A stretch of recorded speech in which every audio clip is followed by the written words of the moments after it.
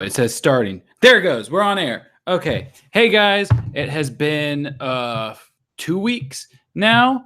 Let me know if you guys can hear me. I was having a little bit of microphone problems, but I think I got them figured out. But yeah, it's been 2 weeks. Ew, that was gross. But it's been 2 weeks since the last one of these we did. We just finished up Justice League: A Golden Opportunity, and I went on vacation. And so, I just put up a poll for whichever book to do when we get back. And you guys on Twitter decided we're doing Batman and Mr. Freeze SubZero, the novelization. I was really hoping it was going to be like a Justice League War Wings or Wings of War, whatever it was, because that's a whole new story. But a novelization could be fun too.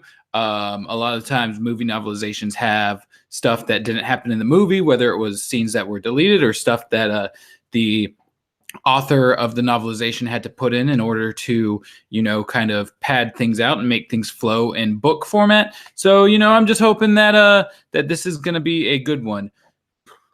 A Kid of Power, I'm sorry you're feeling like crap, but I'm glad you're here. I love this shirt so much. I got it at Hot Topic in like 2015 when I was hanging out in, was it 2015 or 2014? But I was hanging out in Gainesville, Florida. They had this at the Hot Topic. I had lived near like years beforehand, but I didn't have money at the time. And then it had been out of stock ever since. And then finally I was in Gainesville, Florida for a huge punk fest. And I stopped by the Hot Topic there and they just happened to have it. So I picked it up. It's funny because I'm wearing this shirt in Tomorrow's Vanishing Point, and maybe we have a relevant video coming up really soon. But yeah, so like I said, Batman and Mr. Freeze SubZero novelization. Last time I, read all of the extra information for you guys. If this is your first time in one of these, Maddie has only one shirt confirmed. You guys have seen like a plethora of shirts that I've worn throughout all of our stuff. I have too many shirts. They're almost all t-shirts. I need like nice shirts. But yeah, for those of you guys who haven't been here with me before, I tried to go through a chapter, maybe half a chapter, and then take notes, talk to you guys, that kind of stuff, all while putting it into my spreadsheet that like helps us determine canonicity or like when in the timeline it would happen. I would assume with this being something that we've got on screen, it'll be canon, for the most part. But like I said, there's always the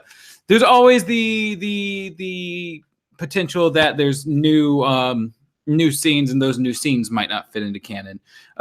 Shelby, the smooth collie, hell yeah. I hope this book gets into the relationship between is what? Hold on, I don't think that's how you spell his name. Kunak, that's it. And Mr. Freeze, I wanted to see him be more fatherly than he ended up being in the film. If you haven't read, I want to say it's Batman Adventures Volume 2, maybe number 15, whichever one has Mr. Freeze in it. Kunak shows back up in that, and he meets Nora finally for the first time. They did a lot of really interesting stuff with Freeze in the Adventures comics. But yeah, so I'm gonna go ahead. I'm gonna start reading like all the extra stuff, the back of the book, if there's like a foreword, that kind of stuff, and then we'll hop into the book itself. So the back says, based on the adventures of Batman and Robin and the follow-up to Batman Mask of the Phantasm, new from Warner Bros. Home Video, Batman and Mr. Freeze SubZero. Interestingly enough, from what I understand, the book came out before the movie did, because the movie had like a lot of issues in that it was supposed to tie in with the Batman and Robin theatrical release, because of the whole Mr. Freeze aspect there. But because of how poorly that film was received, they decided to push the movie back, so that its sales wouldn't be affected, and so the book wasn't pushed. At least it wasn't pushed as far back, and it ended up coming out first. Someone on Twitter was telling me about that. They said that they were reading the book like nonstop because they were scared that the movie would not ever come out. And actually, I think that's confirmed by the book, because it's like, here are some Batman and Robin books, and then it says, and don't miss the adaptation of the animation or animated direct video motion picture SubZero. Or wait, this would be the adaptation. The on-screen thing wouldn't be the adaptation. What? Maybe they just put that list in each of those books. I don't know. But either way, this wasn't pushed and the movie was. Locked away in a steel room from which there can be no escape, Barbara Gordon glares into the glowing red eyes of her captor, the infamous Mr. Freeze. Why did this madman in a cryosuit kidnap her? And what does he want? Mr. Freeze will stop at nothing in order to cure his wife's life-threatening illness, even if it means using the captive Barbara in a deadly experiment. But there's a flaw in the villain's chilling plan. He has underestimated Barbara's resourcefulness. Unaware that she is secretly Batgirl, Freeze has taken on more than he bargained for. Now he must deal with her powerful allies, Batman and Robin. If only they can find her in time. So that's what's going on there. Well, that boy, don't go reading something else yet. We gotta stay here for me. Come on, I'm here. You can't go running off to read another comic book. Keep it in your list to read. It's actually there. There's a couple different Mr. Freeze comics. I think I mentioned all of them when I did the Mr. Freeze Vanishing Point. Read them in order because they've got plot threads that follow up one from one to the other. That's the word I'm looking for. My only disappointment is that this book won't be as badly written as The Golden Opportunity. You never know. I mentioned in our Mystery of the Batwoman timeline video that I started reading that novelization, and like one scene after Barbara says, oh, spring break is coming up, they were just like, and it's summer. It is summer. It is a hot summer day. And I'm just like, well, that's not right. Ooh. Okay, so they've got at the start of each chapter, they've got little doodles. I think, okay, it's the same doodle each chapter, but Mr. Freeze is smiling and it looks horrifying. I don't know if you guys can see that very well. Let me try to hold it still. I have shaky hands. It's really weird. Oh, my cat is here and he's upset that his fountain's off. Hey, bud, it's okay. You can still drink the water. It's just not running is all. Are you thirsty? He's upset the fountain's off. He does that sometimes.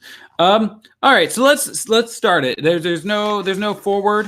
Just more, pages with like copyright dates. It says to Charlie. I don't know who Charlie is, but I hope they appreciated that the book was dedicated to them. All the world was ice. Jagged fingers reached out from every side, clawing at the nuclear submarine as it snaked its way through a maze of icebergs 2,000 feet below the polar cap. The captain's knuckles were frozen to the console.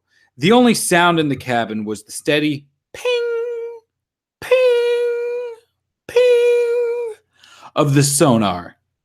His gaze was fixed on the screen as he relayed orders to the engineer, who followed them instantly to elude the frozen, craggy walls.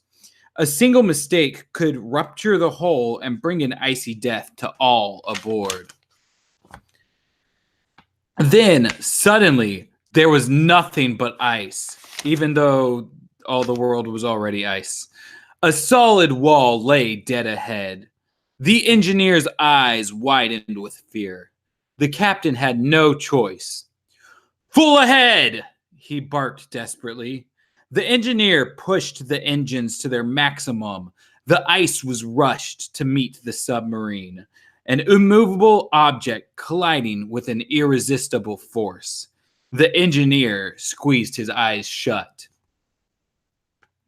On the surface, all was serene, at least as serene as the Arctic Circle can be. For a few brief hours each day, the polar sun beamed down on the snowbound land. It was a good time to go fishing. A polar bear roused itself from sleep and slipped into the frigid water. The bear was hungry but did not have far to go to feed. Schools of fish, thousands of them, raced through the underwater maze of icebergs as if fleeing some approaching monster.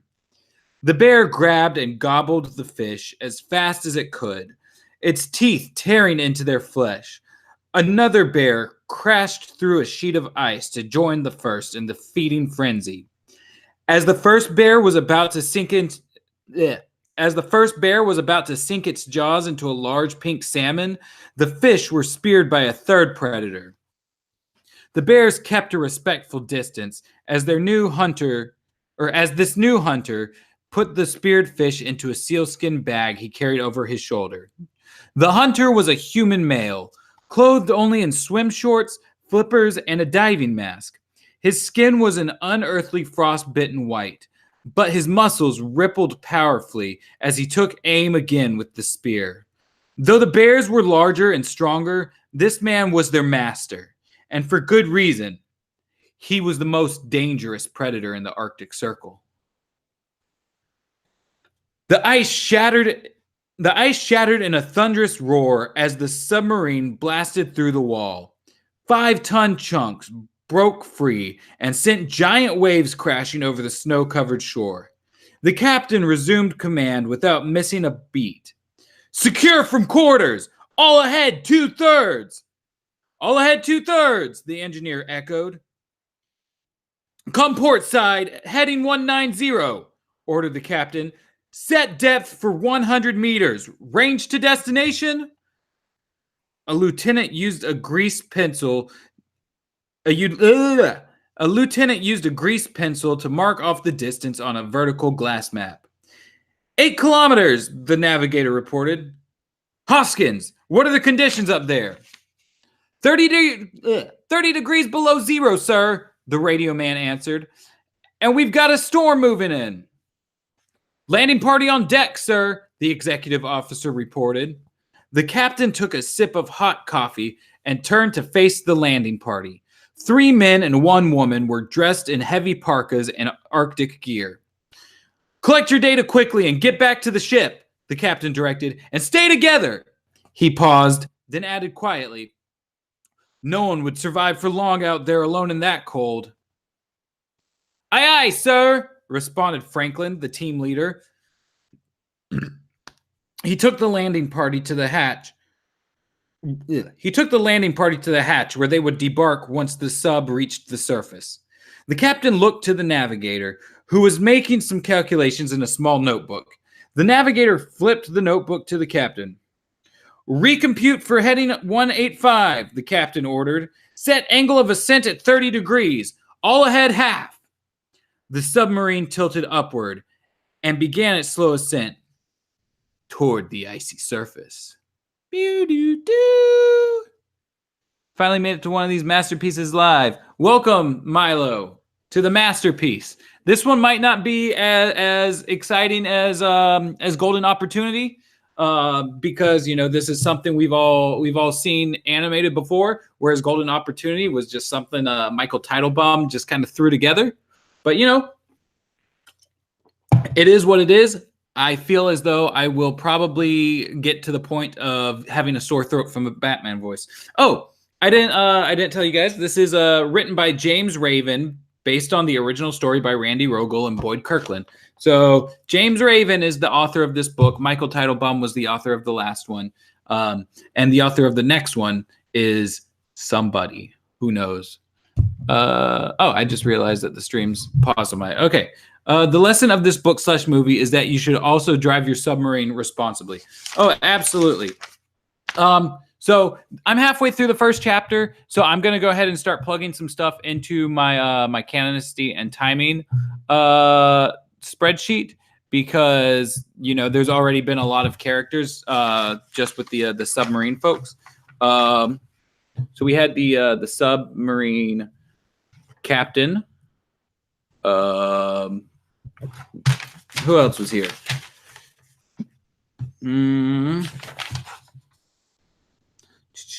The submarine engineer.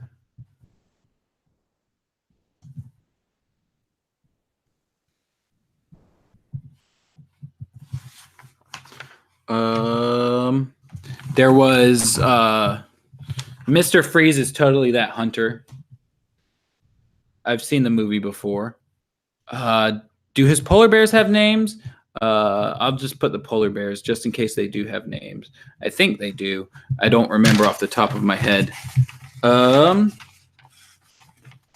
let's see. We had the captain again. We had the engineer again. Captain. Submarine lieutenant.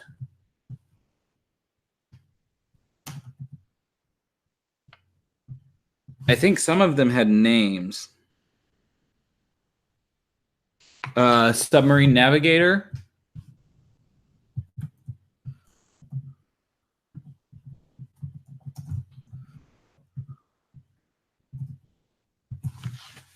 Then there was Hoskins, who is the radio man. So Hoskins / submarine radio man. Oh, that's 2 A's.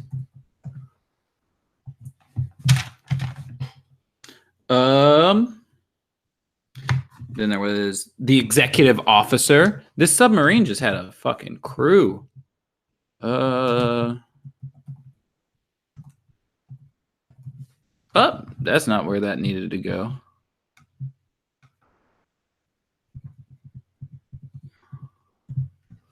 That needed to be down here. I said what? Submarine executive officer. We're gonna have pages for all of these guys on the Watchtower database website when that happens. Am I tan? I feel like I got kind of a tan. Maybe it's just the lighting. I don't know. Let's see. Then we had, that was the captain again. The landing party was 3 men and 1 woman. Franklin was the team leader. What did I call them? The landing party? Is that what they were? Sub landing party.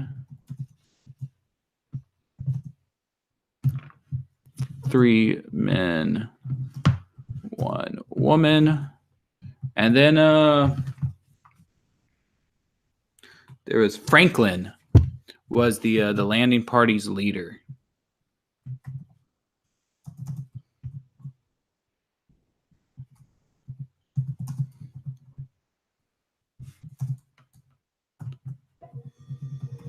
And is that everyone so far?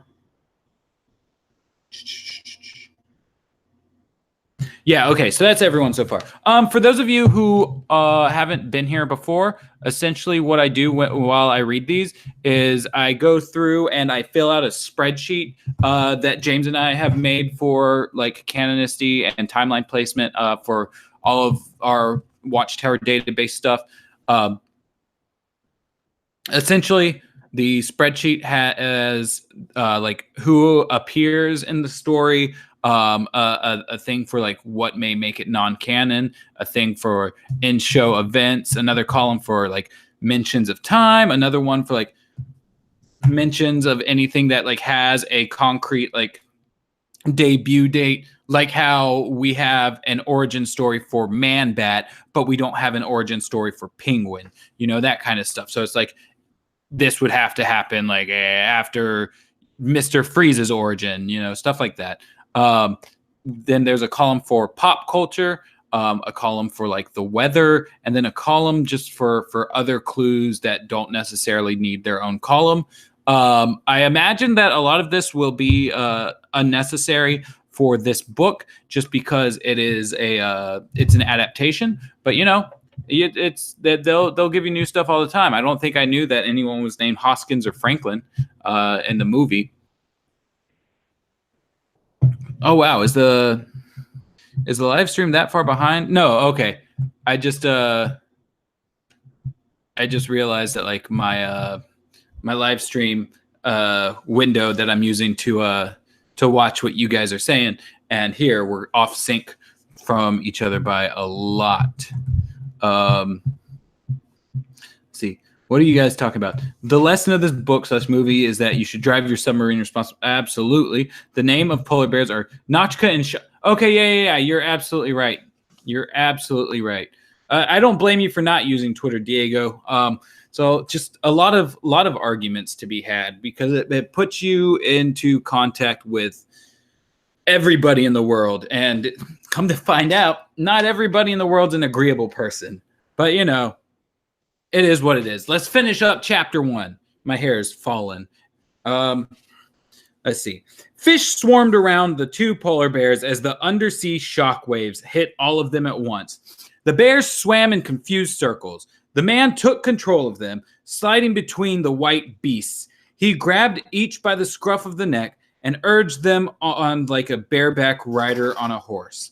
The bears responded to the man's will. They swam as fast as they could, carrying the man between them, dodging through the maze of icebergs to escape whatever colossus was causing the underwater tempest. A dim light appeared above the trio. The bears broke for the surface.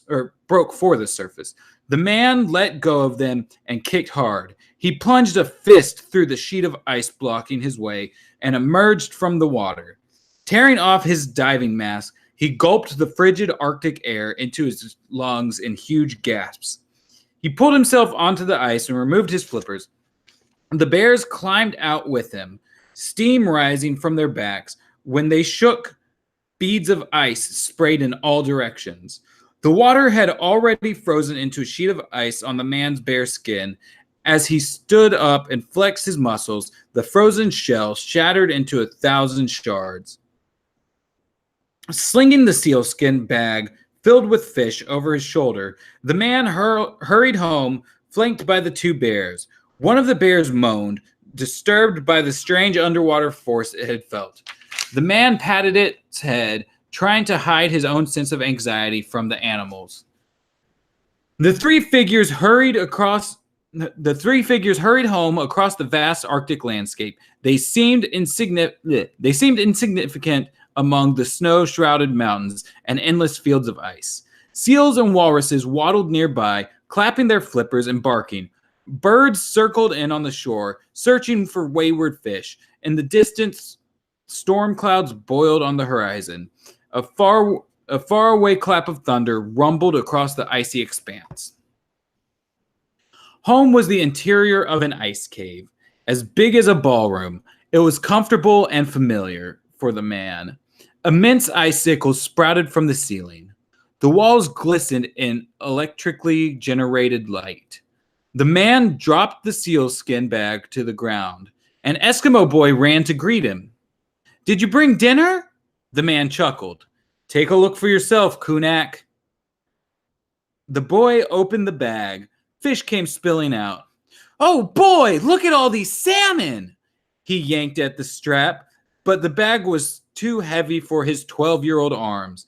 He lifted for a moment, only to have it pull him right back down. The man laughed. Kunak was the only source of joy in his frozen life. He'd found the boy wandering the polar cap after the boy's parents had disappeared on an ice floe. Kunak quickly became the second member of his Arctic family. Scratching the head of one polar bear, then the other, the man said, "Kunak, why don't you just take the fish out one at a time? Clean a few for us to eat tonight, and store the rest for later." "Okay, Mr. Freeze," Kunak replied. He'd fed a salmon to each of the polar bears, who gulped them down happily. In the dark waters directly below, 7,000 tons of steel continue to rise towards them. So, let's see. So going back to the spreadsheet, we just got Kunak to add to the list of characters, and then his parents were mentioned. So I'll put them as well. That's something that I don't think came up in the film was his parents. So that's interesting. And then as far as like stuff that goes with like time placement, we just got confirmation that Kunak is 12 years old. So that'll be helpful whenever we make the eventual Batman and Mr. Freeze SubZero timeline video. I'm gonna make James do another like artsy graph to put on there. Anything concrete? I mean, you know, there's Mr. Freeze, but once again, as I stated, this is an adaptation, so it's all good. Pop culture, weather, other clues. I mean, there's a thunderstorm, but like that's not really weather that'll help us narrow anything down in the Arctic Circle that I'm aware of. In-show events, the whole damn book. All right, so that's the spreadsheet for chapter 1. What you guys got going on in the comments? Your thoughts on Mr. Freeze's character arc post SubZero? I'm not a big fan of the episode. What's the one from the new Batman Adventures? I was gonna say Meltdown, but that's the Batman Beyond one. Is it Cold Comfort, Heart of Ice, Deep Freeze, Cold Comfort, and then I think that's it. I think it's Cold Comfort. I'm not a huge fan of that one, just because it just makes him a revenge guy that like this movie did not set up at all. You know, this movie kind of like left him on a teary-eyed note, and then all of a sudden he comes back and he's just like, destroy it all, pew, pew, pew, like Terminator or something. But what they did with him in the Gotham Adventures and the Batman Adventures Volume 2 were fantastic, and his Batman Beyond appearance was great as well. I think all of those did really good at making him a more sympathetic character. I think maybe even more so than just Deep Freeze and Heart of Ice did in Batman the Animated Series. As well as those tie-in comics also did a lot in you know, taking Nora off the ice and kind of giving her own voice. You know, and it was in the comics, Nora ended up with her doctor that they like briefly mention in, I think, either this movie or the new Batman Adventures episode. But they end up together, and come to find out he's been manipulative and like hiding correspondence from her that like Freeze was sending, and he set up like a whole like ambush attack to make it look as though Freeze had attacked him because he was starting to get a little bit insecure about the fact that she might find out about it. So there's really interesting stuff. I love it. And I wish it gotten animated. The fishes are the most important characters in this book. Oh, absolutely. The fish are like dogs. They can sense danger a mile away. But yeah, let's hop into chapter 2. Ooh. Oh, there's drawings in this book. I'll show you guys the drawings when I get to them. That's interesting. So, chapter 2. The captain of the submarine leaned over the sonar man's shoulders. The sonar man. Interesting. The monitor displayed a digital map of the ice above. 100 meters to surface, the executive officer said. What's that? The captain demanded, pointing. Oh, what's that? The captain demanded, pointing to a dark red spot on the map. The sonar man brought up a data screen, reading a thin layer of ice beneath the mountain's terrain. Possibly a cave. Good place to surface, the captain said. 30 meters in closing. Estimate impact in 15 seconds, shouted the executive officer. Mr. Freeze walked to the glass stasis tube that took up the center of the ice cave. The tube was 6 feet high. Standing inside was a beautiful young woman, frozen in time by suspended animation. Mr. Freeze wore shorts and a shirt. You know what? Now I can do a video on how tall is Mr. Freeze. Now that I know the stasis tube is 6 feet high, I can just measure it all out. Mr. Freeze wore shorts and a shirt, having no need for his specifically designed environmental suit in the sub-zero temperature. Running his hand alongside the glass of the tube, he spoke softly to the woman inside. 15 years today, darling. Did you think I would forget? Freeze's eyes looked far away. How could I, Nora? The day we met was the happiest day of my life. Taking a small flower from his pocket, he held it up to her. A gift for you. I found it in the snow. Fragile beauty clinging to life in this frozen wasteland. Just like you, Nora. The woman did not move. Freeze's eyes grew moist as he stared at her. It was as if he were waiting for her to come to life. Only in such moments did the hard-set anger in his face melt. Kunak watched his guardian sadly. He wished he knew the secret to bringing Mr. Freeze's wife back to life. Then, Kunak was sure everything would be all right. Mr. Freeze's eternal sorrow would go away. How long does she have to stay in there? Kunak asked. Freeze gazed at the flower. Until a cure can be found. He put the flower on top of the stasis tube and said to Nora, But until then, my love, we'll be here together. At that moment, Kunak happened to look down at his feet. He let out a gasp. A shadow was moving in the water beneath the ice floor, an enormous black shadow, and it was rising up into the cave. Crack! The ice floor broke open with a stupendous sound. It sent Kunak and Freeze slamming into the back wall of the cave. The polar bears roared in distress. The cave shook as if a monumental earthquake were tearing it to pieces. Giant icicles crashed to the floor. Ice fractured on every surface. The walls cracked, then split, shattering completely. Huge avalanches of snow cascaded down. Kunak and Freeze's safe little world was annihilated in a few short seconds. The submarine's The submarine's conning tower thrust slowly upward into the cave, like a great steel monster rising from the sea. There seemed to be no end to it. It just kept coming into the room, growing larger and larger. Mr. Freeze tried to scramble to his feet. He had no thought for himself. He was trying to get to Nora's stasis tube.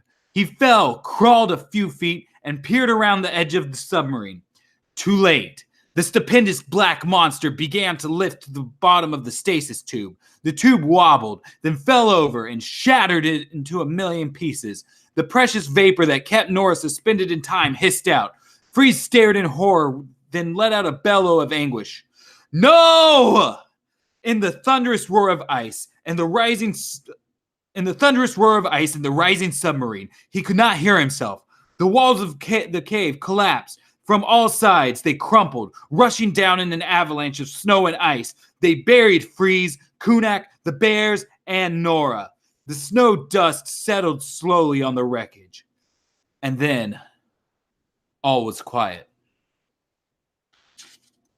The submarine hatch swung open. Franklin's head poked out. He did not see the buried figures. The only thing he saw were the mounds of fallen ice and snow. With a wave of his arm, he said, "Let's move out." Here's the, look at that art, you guys. They put a drawing of Kunak and Freeze and Nora all getting buried. The other three members of the landing party followed him. The entrance to the cave gaped open. The landing party walked out into the polar twilight to complete its mission. Storm clouds loomed low in the sky. Back in the cave, a paw found its way out of the mound of snow. It began to dig. A black nose appeared, followed by the rest of the bear's head. The second bear clambered out a moment later. Together, they urgently sniffed the snow-laden wreckage for the others. When the bears found their human masters, they dug furiously. Their massive paws freed Kunak and Mr. Freeze from their icy tombs. Kunak and Freeze gulped air gratefully. One bear licked the snow off of Mr. Freeze's face. As Freeze regained his senses, the memory of what had just happened came back to him. He scrambled to his feet. "Nora!" he cried. "Where are you?" A pale, lovely hand stuck out from under a chunk of snow. Freeze heaved the snow off Nora. She lay inert, surrounded by shards of broken glass. The flower lay in the snow near her hand, as if she had dropped it. Freeze's face disfigured itself into a mask of horror and rage. He opened his mouth to scream, but only a small, sad whimper came out. Slowly, he lifted his gaze to the submarine's tower. 2 hours later, the storm swooped in. The snow, driven by 60-mile-an-hour gales, blew in horizontal streaks into the faces of the landing party. Every flake felt like a pin driven into their skin. They leaned into the wind and fought their way through the blizzard back to the ice cave. Once inside, Franklin threw off the hood of his parka and gasped a sigh of relief. His beard and hair were caked with ice. "I've never seen it so cold," he said, prying his ice-encrusted goggles from his face. "The kind of cold to freeze a man's soul," called a strange monotone. "The kind of cold to freeze a man's soul," called a strange monotone voice from behind him. The landing party whirled around as one, looking for the owner of the voice. "It can't be!" Franklin whispered. "It can't be," Franklin whispered in disbelief. He was staring at the submarine. About 30 men and women of the United States Navy were on deck. They were completely encased in a gigantic block of ice. "The entire crew," a woman said slowly. "Not quite." It was the voice again. The landing party whirled again, but all they saw was a blast of vaporized ice coming full force into their faces. Their mouths froze in mid-scream. So we didn't get a lot of new characters there. We did get Nora. So let's put her, and then we got another specific member of the submarine crew. He was he the radar man? Sonar man. Okay, so submarine sonar man. And then we have confirmation that there are about 30. Oh, whoa. What happened to my spreadsheet? That's not what I wanted. There it is. Then we got confirmation that there are about 30 people on the crew. Right now I've got 1, 2, 3, 4, 5, 6. I'm not going to count the landing party, 7. So there are about 20 more submarine crew. 20 plus submarine crew, and then that's all we got there. It once again in show events, the whole book. Time. There was Mr. Freeze and Nora met 15 years ago.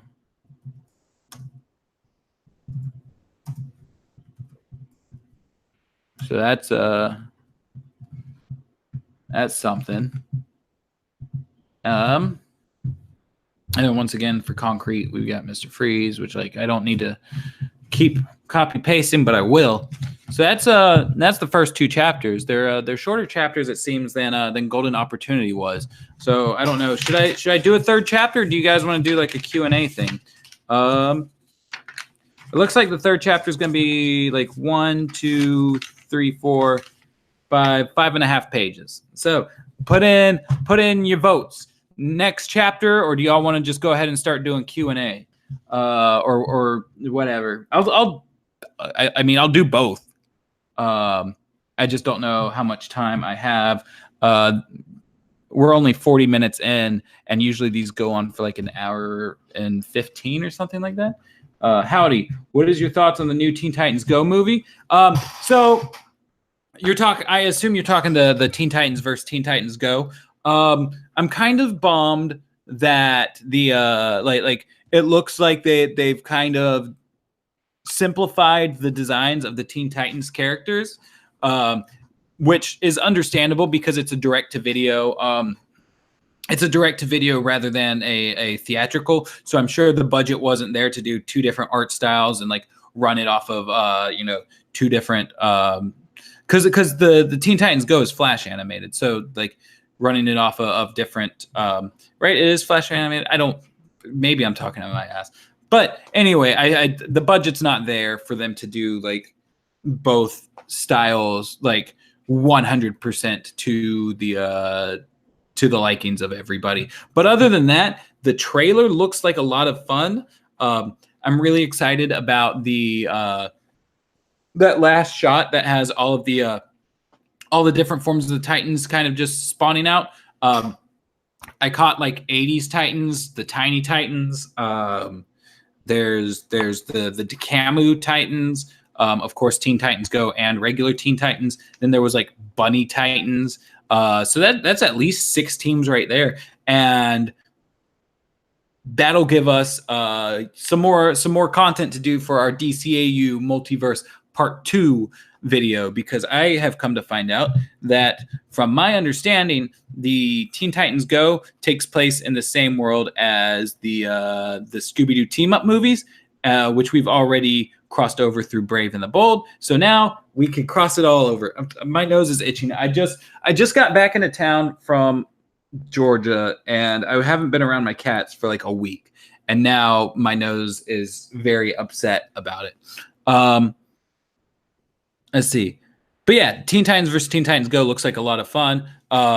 They're doing a screening of it at Comic-Con. I wish we could go, but instead we've got a YouTube channel with a related video coming out around the same time.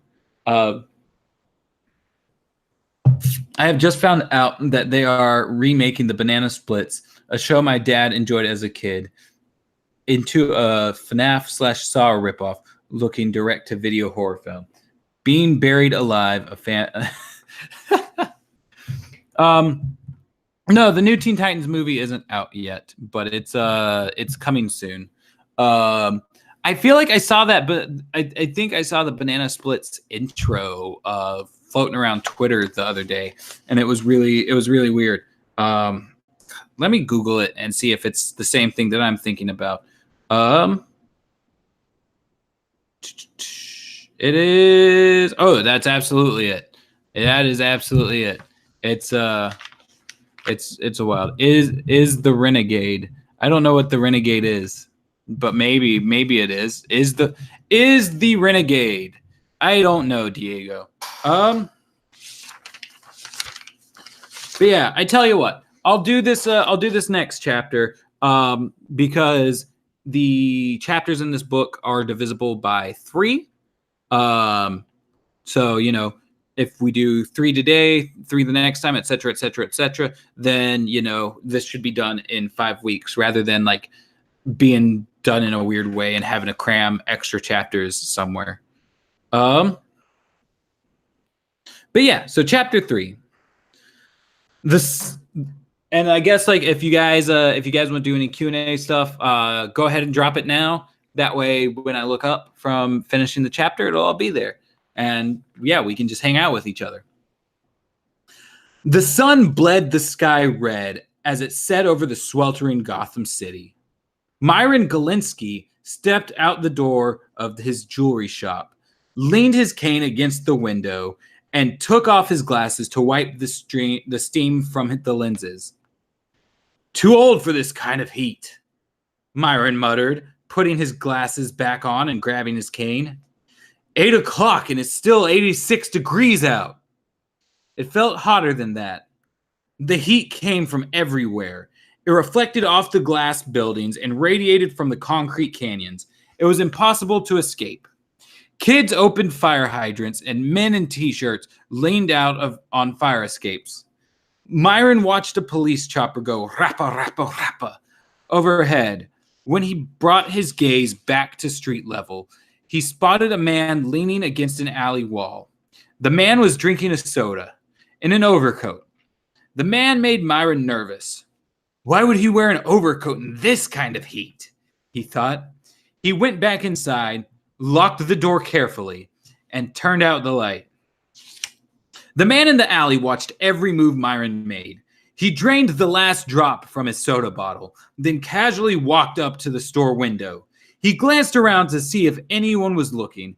Then he heaved the empty bottle.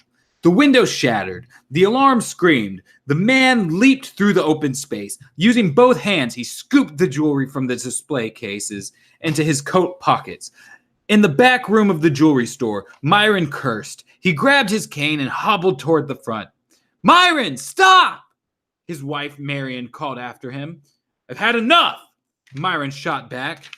He barged into the front room of the store, swinging his cane at the burglar. "Get out of here! Do you hear me? Beat it!" "Myron, let the police handle it!" came Marion's voice.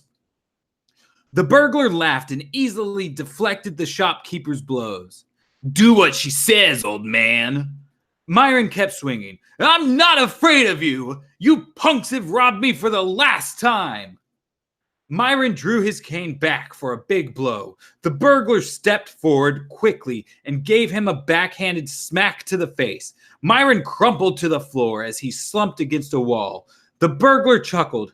"I warned you, mister." A car screeched to a halt at the curb. The burglar jumped in and the car peeled out. Marion rushed to her husband's side. "Myron, are you all right? Myron, speak to me!" Myron could only groan weakly.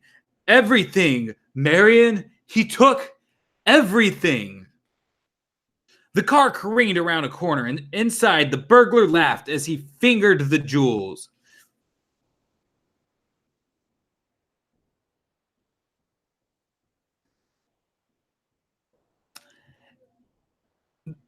Inside, the burglar laughed as he fingered the jewels. "There must be a couple grand here." The driver grinned. "I told you it would be easy." He steered the car into a narrow alley. As it passed under the fire escape, the burglars heard a thud on the roof of the car. The driver looked up. "What was that?" "Somebody must have threw something out the window." An inky darkness settled over the windshield. "What the?" shrieked the driver. He tried to wipe away the blackness covering the windshield, but it wouldn't go. He slammed on the brakes and the car skidded sideways into a brick wall. He jerked the wheel the other way. The car fishtailed into a row of garbage cans. It lurched out of the alley, scattering garbage behind it.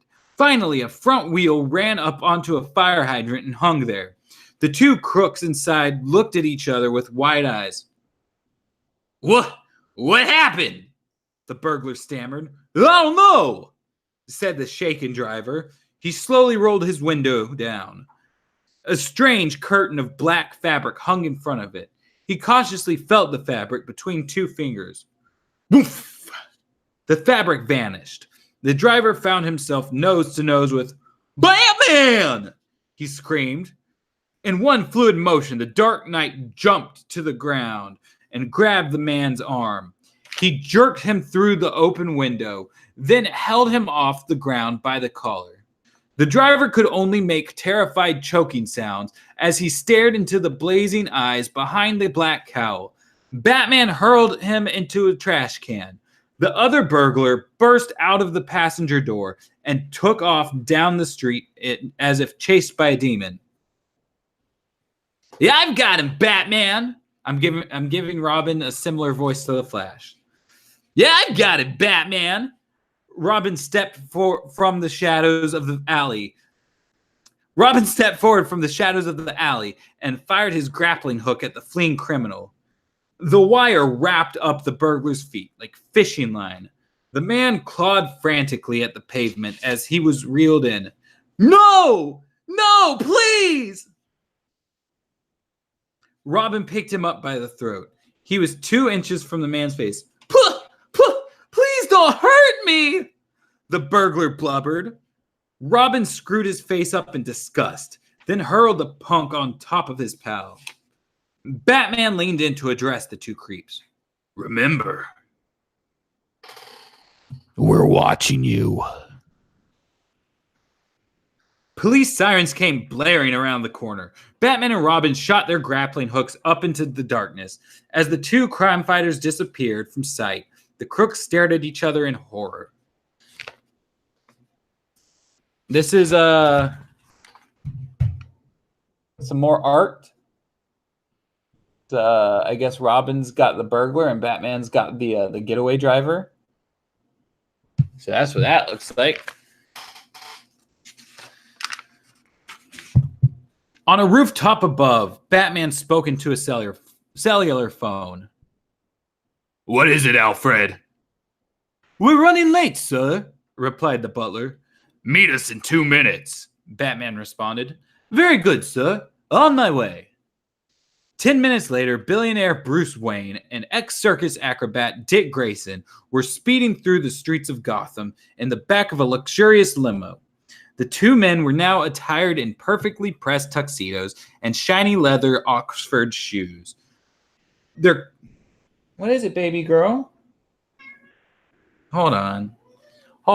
She wants to come hang out. Hey, it's okay. I know. You always get very concerned when I go to pick you up, but you want me to do it. Here she is. She's lovely. She's beautiful. She's upset about something. Probably me picking her up. I'm just going to hold her and pet her a little bit. Oh, there she goes.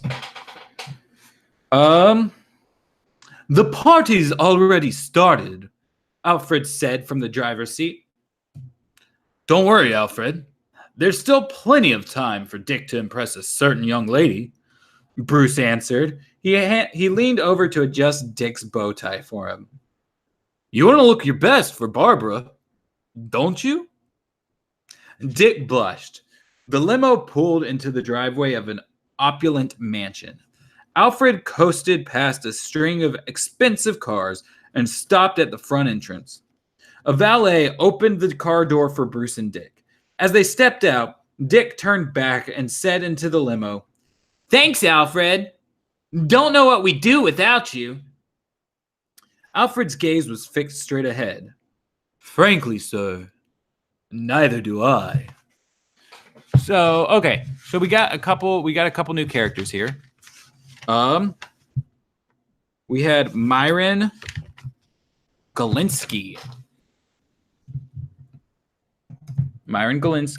And what was his wife's name? Was it Marion?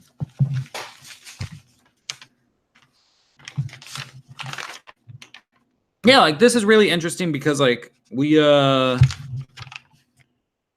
get like their last names, which I'm sure were not in the movie. Unless it was like Galinsky's Jewels or something, which like you'd have to guess to know that it's like their last name. Myron and Marion Galinsky. Then we got the burglar, the getaway driver, Bruce Wayne / Batman, Dick Grayson / Robin. Then we got Alfred, and then we had a mention of Barbara, which I'll just put her because I know she's gonna be in the movie, not the movie, the book. In show events once again, the whole book. Anything as far as time is concerned. We got that's like 8 o'clock at night, but I don't think that's going to really help us with anything. Other than that, I don't think there were any other clues going on there. So yeah, so that's the end of chapter 3. And shoot, we got through 3 chapters without even breaking the hour mark. So that's a record, you guys. Well, what you guys got going on here? It was 60, 70s. It was going to be weird as fuck. Oh, the banana splits thing? Yeah, gotcha. Oof. Is the Renegade GoBot trader canon to the DCAU? Who is that? Is Renegade GoBot? Are GoBots? Those are the things that are like Transformers, right? I can't tell if this is a joke or not. I'm terrible with some pop culture, and GoBots is one thing that I'm not too keen on. I don't know.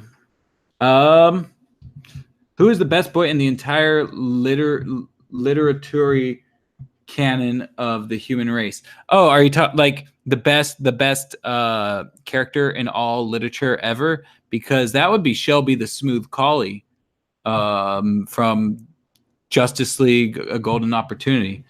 How much do you people want to? Oh, I didn't see your heads in the background there, buddy. How much do you people want to bet that Maddie's voice is going to be totally ruined by the end of this book due to doing a deep Batman voice? I wouldn't be surprised about it at all. Luckily, we've got like, I know there will at least be a chapter that's just like Freeze and Barbara and what's his face all just hanging out on the boat together. So I'll get a break every now and then. Oh, shoot, Maddie, do 1966 Adam West, Burt Ward voices for Batman and Robin. Oh God, that would be. I'm trying to think. Like, I don't know if I could handle an Adam West voice because it's very uniquely him. I'm trying to think, and like I don't even want to try to do it.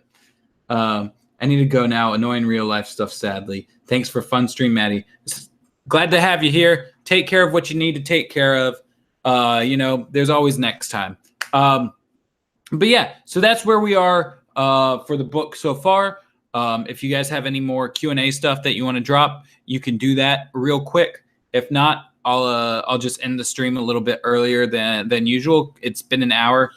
We just won't do the extra 15 minutes that we normally do.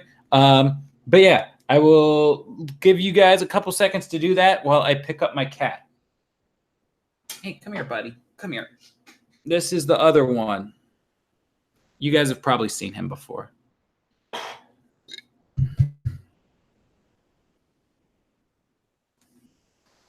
No one's popping in with questions.